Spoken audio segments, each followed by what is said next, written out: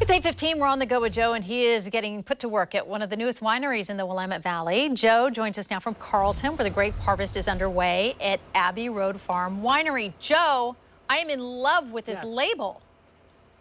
This is Daphne the donkey, Kim. True story. She actually lives here on the farm, and she also appears on the Chardonnay at Abbey Road Farm. So as you mentioned, and I'm going to put Daphne over here, they're one of the newest wineries in the Willamette Valley here in Carlton. Now, it's been a farm here for several years, a bed and breakfast actually for several years. They got this really cool bed and breakfast that's set up in these silos. But then the winemaking, well, that's where James Ron comes in here. He's the head winemaker here. As we mentioned earlier, it's a winemaking collective. So you're not the only person. Yes, you make Abbey Road Farm wine here, but there's all sorts of other wines that are made here, correct? There are. So my associate winemaker, Luke Wild, he and a business partner, Meredith Bell, makes the Terra Cellars. They also have two other projects called Est and Lares.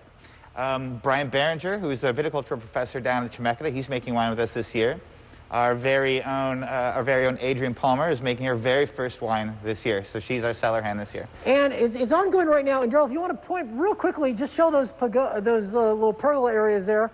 That is an area where you can actually sit and watch the wine harvest as it's going on here. So they're bringing grapes in here. You can watch them at work. But you are putting me to work here today. So, you know, earlier I was spraying down one of the tanks. We're going to move on to the next step in the process. This is the punch down. So what has happened so far in the winemaking process that we get to the punch down? So each one of these is about 1.5 tons of Pinot Gris.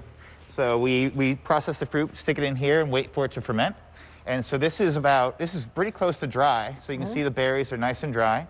But you need to keep the top nice and damp. So you can do one of two things. We're going to do the first one right now, which is punching down. All right. So you want to submerge all of this down into the juice, and then we'll do a pump over, which accomplishes a similar thing. We'll do that later. Okay. But so walk me through this. Get up here, and you basically want to punch down each bit of that cap. You don't have to do it hard. Just get it down. And this looks like a giant grape plunger. It is. That's exactly what it is. Okay.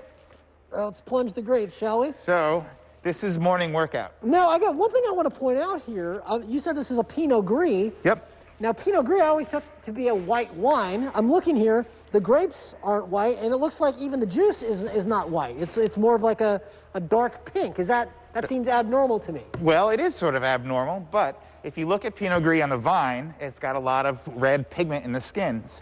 And so I have always wanted to make a red wine out of it, and since 2015 I have. So I treat it just like I treat a Pinot Noir.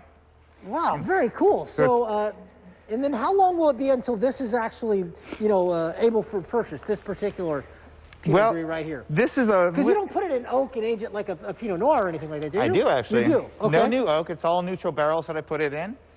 But it will age in a cellar for about 6 months. Okay. And it's typically about an April release. Wow, okay. Well, again, that's all right here at Abbey Road Farms. Harvest is underway right now. As we mentioned, they have this awesome bed and breakfast. They've got a tasting room nearby, so you can come check them out in person. As always, we'll have more information at kptv.com. James, thank you very much. Absolutely. You're doing a good job there. Well, we'll keep at it. We'll keep on punching, Kim. A lot more to come your way from Abbey Road Farm in just a bit. Let's send it back to you in the studio.